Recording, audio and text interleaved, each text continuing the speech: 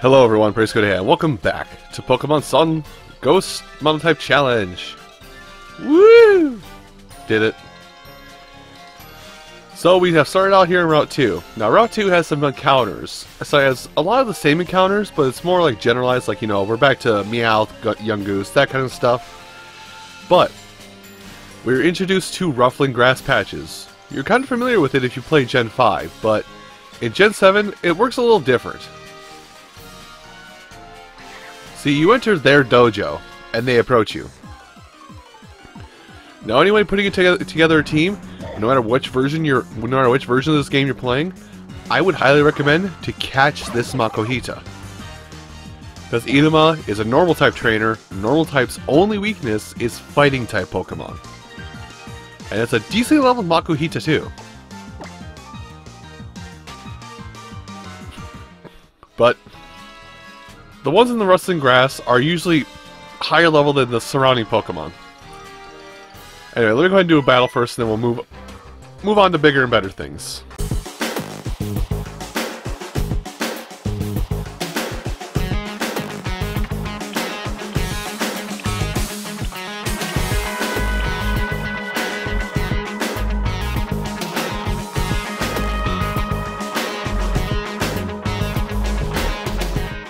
So that battle right there should give you an idea of what the theming of this area on Route 2 is. 9 times out of 10 when you go through a Pokemon game. Also, I'm going to save really quick here because this is something that happened to me a while ago. But 9 times out of 10 in a Pokemon game, the ghost area is usually like the 3/4 mark. Actually, also, before we go that way, I'm going to go over here. Because there's an item up here and then we can loop down around to the cemetery. But yeah, there's a... Yep, there it is. Another heal ball for our troubles. But the ghost area in this place is actually split up into 2 areas. You have an early ghost place and a normal location ghost place. With that being said, there are a handful of trainers around here that I think I'll take the time. To go ahead and, you know, defeat off camera, and then we'll come back and look into encounters. And I'll also explain that quick save too.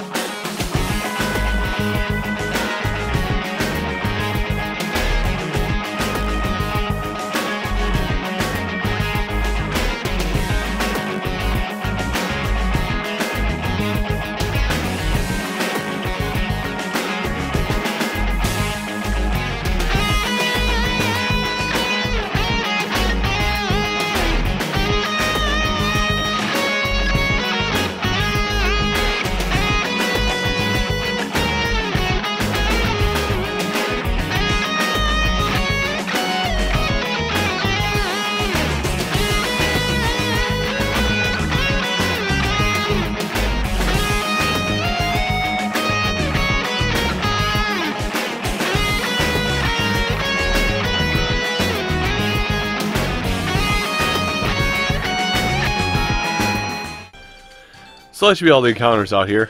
Also, there's a new Pokemon we haven't seen yet, or people that not everybody knows or has seen yet. Is well, technically speaking, I'm awesome at this, by the way.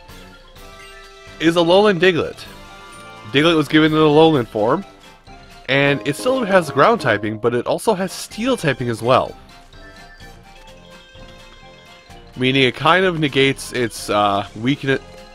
Diglett now negates its weakness to grass type attacks, but it still takes normal damage from it still takes its super effective damage from water, and now it also gets blocked by fire and fighting. Anyway, I might want to do one. I'm going to do one. There we go. That's my one battle. A lot of the Pokemon out here in the grass in this route are going to be ghosts, primarily Ghastly. I think you can also find Shuppet out here. Which, I gotta check my list here. I don't believe Shuppet is on my... No, it's not. But yeah, so you can find Ghastly, Shuppets out here. I think also post-game, or maybe at this point, I don't know. Experts correct me. But I think you can also get, I think... What is it? Trying to think. Alright, it's part poison. Oops. Oh, was I brain farting? Duskull. I think you can also get Duskull here too. It might also be a regional thing. I don't know. But that was it. This is Little Cemetery just to be like, hey, you want a ghost Pokemon to get yourself started with? There you go. Also, I was going to explain that. The reason I saved out here is in my own personal playthrough, where I had a Litten on my team. I need to mention that, because I don't think I mentioned what my original choice was when I played Sun. Or when I played Moon. I hard crashed right here. And I could not reset it. I couldn't even like reset the system properly. I had to do that. Also, to remind me, we also got the TM for Confide. This one's more of a technical thing. Confide is basically you basically lower the user's special attack stat. So in the event that you know an opponent has a high special attack stat or is trying to build up its special attack stat, you can shut it down. Also, we got Echoed Voice. I like this move, and I can recommend this move on a couple of Pokemon. I can recommend it on a couple of Pokemon. For example, if you're using Whismur / Loudred or any other normal type that would gain a benefit from a save type attack bonus. Because as you're reading there, every turn you use it, its power will increase. There's also an item you can get out in the world called a Metronome, where the more you use a move, the more powerful it'll make it. So basically, using Echoed Voice, it will go from 40 to 80 to 120, and I think that's where it caps, either 80 or 120. But the Metronome, if you keep using it, which this affects up to 5 times, can make Echoed Voice hit up to like 140, 150 power. It's kind of nuts. This is just my own personal recommendation. You do not have to take me up on any of that. Anyway. Now I believe we have to come out here because there is some areas we can go into. Hello.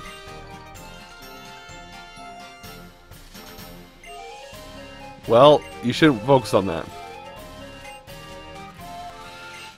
Ah, Nest Balls. Perfect. So Nest Balls would be very helpful. Generally, Nest Balls you'll want to use on Pokemon that are like level 20 or lower for the best results, but you can use it on anything. I have told the story multiple times, and now I have the technology I could actually show it, but I actually have managed to catch Dialga in Platinum version with a Nest Ball. Let's see. I don't think okay. So it's possible to catch anything in any ball, just it's harder in other instances. Also, did I ever go in this house? Hello?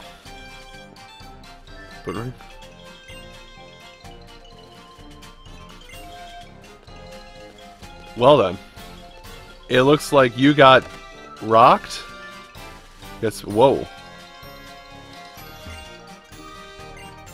Thin layer of dust in the trophies.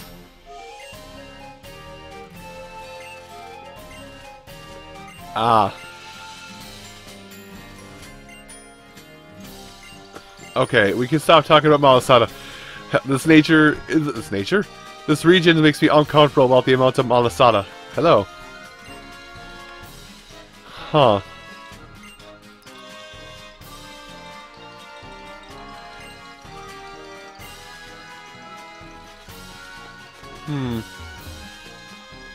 I'm trying to think of what that would be. Because there are characters in the region that I could like pin that's personality to, but I can't think of it. Anyway.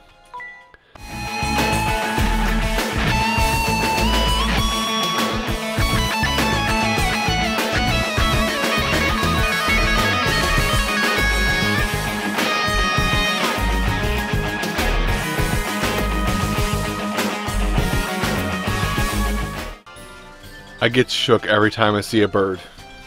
Anyway, oh! Hi, Delibird! Hello! It has holy... Okay, I'm coming.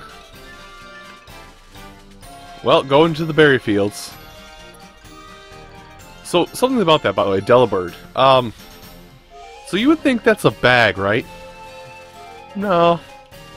Apparently that's its tail. I learned this the other day, and I'm upsetting. Oh, well, I know what's going on here.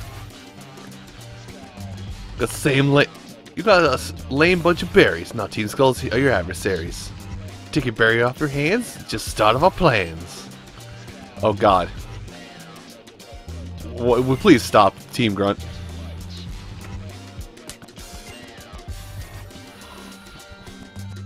Wow.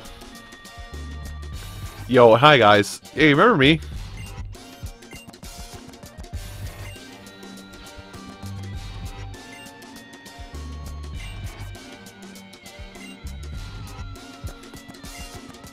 Really?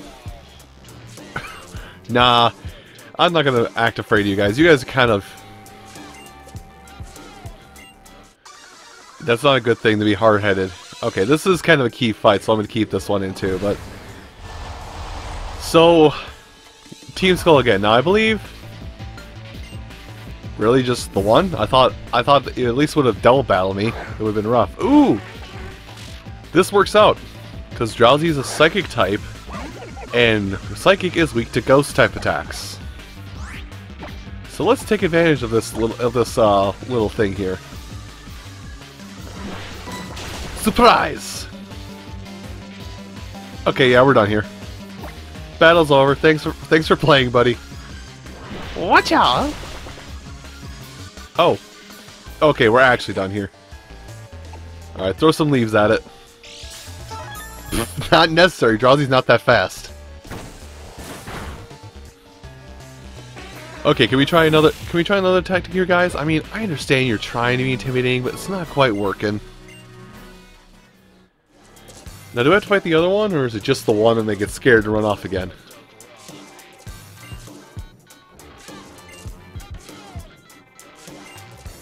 Oh! So Vernon Camera's close. Anyway. Let me think about driving off this team. So we get a berry. Oh boy, the berry. So this item, as he's kind of explaining here, berries have different effects, and Pokemon will consume them when they're at about half or less HP. But certain berries, like if you manage to get one shot by Pokemon, certain berries will activate when you are at 1 health. And you can use that to stop, but you can also just pick up random berries from bushes. Just keep on picking up berries. And now these berry piles like this will respawn once a day. Certain islands have certain berries that you'll want to use at your disposal. And there is a field to the south here, but we're going to ignore this field. Well, I'm still going to go down here and look what's in here. Oh wait, silver powder! So the silver powder, that is an item that will power up bug type moves. But yes, we will leave the silver powder alone. Or not silver powder. We'll worry about berry stuff and whatnot, because I have a feeling I'm going to have to take an entire episode to talk about something else when it does come up.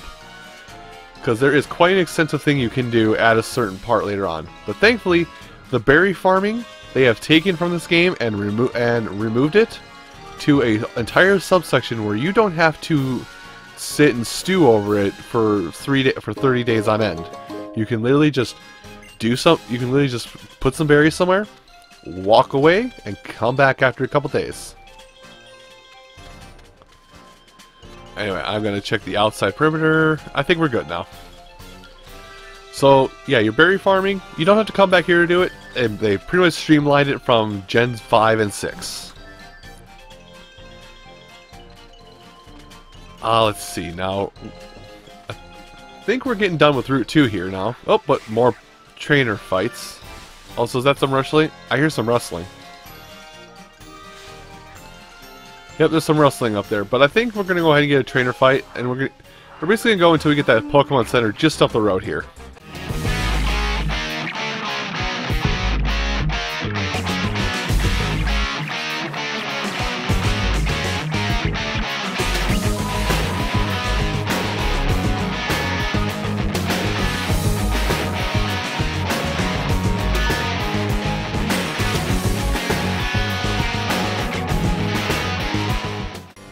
Okay, so that fight, that's an interesting fight to talk about. I'm going to go around the outside before I go inside and face that rustling grass Pokemon. Okay, actually, let me talk about that before I go any further. So, that Cottony, I believe it has been reclassified from pure flying to flying fairy type ever since it was introduced. But Cottony has a unique ability called Prankster. Well, it's not unique. A lot of Pokemon have it. Basically, it allows, if the move is going to do no damage, it grants priority to that Pokemon, which is why you saw my Quick Claw activate, but the Cottony still went first. So for like competitive battle purposes, if you competitive battle purposes, you can use Cottony to set up Stealth Rock spikes, Toxic spikes. You know, make it a setup Pokemon, and then you can use it to, and you can do it there. Or you can try and make it buff itself up constantly in the first couple turns, and then be an unstoppable monster for the rest of the battle. Anyway, what's the special Pokemon? The special Pokemon wasn't that special. It was a Yungoos. Anyway, let's go ahead and handle a few more battles here, because there's actually quite a few battles along the outside of this place. Outside of the grass and whatnot.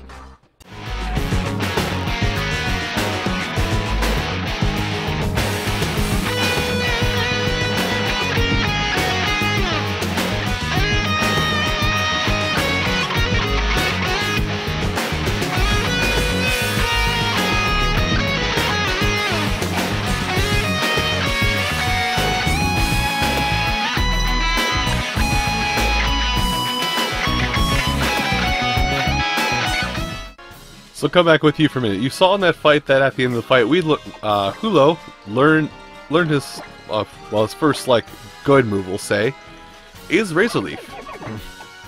Razor Leaf, 55 power. It drops a little bit in accuracy, but it's so little of a drop that it doesn't matter about the upgrade in power. Also, apparently, it got changed in this generation to have a higher critical hit chance. But Razor Leaf has another property that I will hopefully talk about when we get there, but it has another special property when it comes to double battles. Anyway, got some items, and now I think the grass out here, even though we're in a totally different area, the grasses within the same route can have different encounters. Which actually, this reminds me, I want to look at something here. Let's see. I want to see where Misdrevious is in the dex. No, that wasn't it. Because I considered Misdrevious for a potential team member at one point. So there you go. You saw it in battle. Alright, it's over here. Alright, there you go. So at night you can find Misdrevious out here in the cemetery. Simple enough. That's kind of what I was talking about way back in like the first or second episode of, if you want a Pokemon, if you see somebody have a Pokemon and you want that Pokemon that badly, well, pull out your Pokedex and you'll know exactly where it is. And everything in the world is catchable at some point, so yeah, everything in the world is catchable if you can see it, except for maybe some evolved Pokemon forms. I'm doing good. I'm leveling up pretty quick. Well, we're gonna go to this Pokemon. You don't need abbreviated how. I understand you're trying to be cool, but this is not necessary. Also, there is a few more things that we have to handle before we head up to the Verdant Cavern. You weren't allowed into it unless you're on the Island Challenge. Oh yeah, I almost forgot. I have something pretty amazing to share with you. What'd I get? Ah, revives. Useless to me right now, and useless to anybody who's doing a Nuzlocke. That if your opponent faints the battle, it can't go on. You can revive it to bring him back. Bring him back.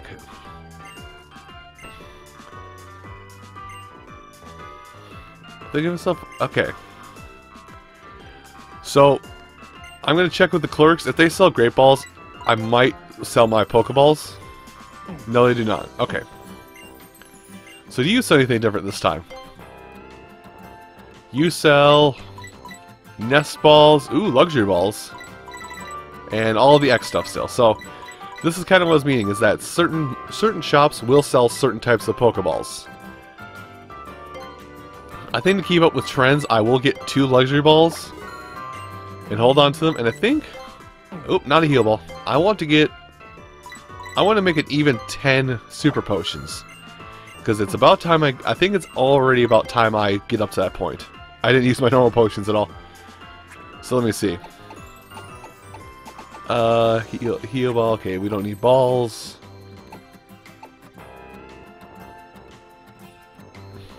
Okay, so that's a full heal. Sorry. I was reading what the galette did. It basically removes any status afflictment, period. Which we'll get another item like that later. Anyway, silver powder, like I told you, powers our bug type moves. I think we kind of have seen everything around here already.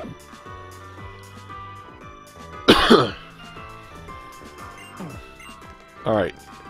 So if I didn't already, let's grab a quick heal and then we'll head back out and explore the rest of Route 2. And I would like to heal up the Pokemon Center here because a little hidden fact about Pokemon Centers that they don't tell you about is that if you ever faint and lose all your Pokemon available to battle, you do have to go back to the nearest Pokemon Center to recover. Hello. Hey, there you go. There's that factoid from like an earlier episode that is clearly explained. Oh, Soda Pop, eh? I don't think you want to give Soda Pop to your Corsola, but that's fine. Ooh, also, we could talk about that at some point. Oh, more trainers? Oh yeah, there's lots more trainers. There's a trainer here and there's a trainer there. So, let me go run about and see if I can't find like a backdoor way to find something like this. Another revive. And then we'll round out our episode just clearing out the last of these trainers on this route. If I find any more, that is.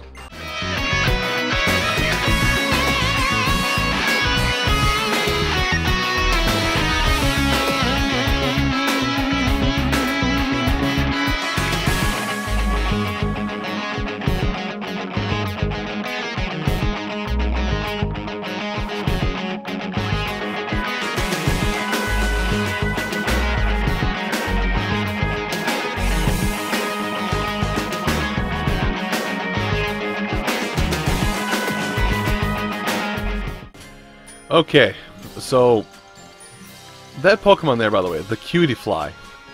Also, I don't think there's any more trainers. Nope, there's not. And we can't progress any further until we do some. Oh, wait, hold on. There's something interesting. So, occasionally when you go to a pile of berries, there will be a Pokemon hiding in them.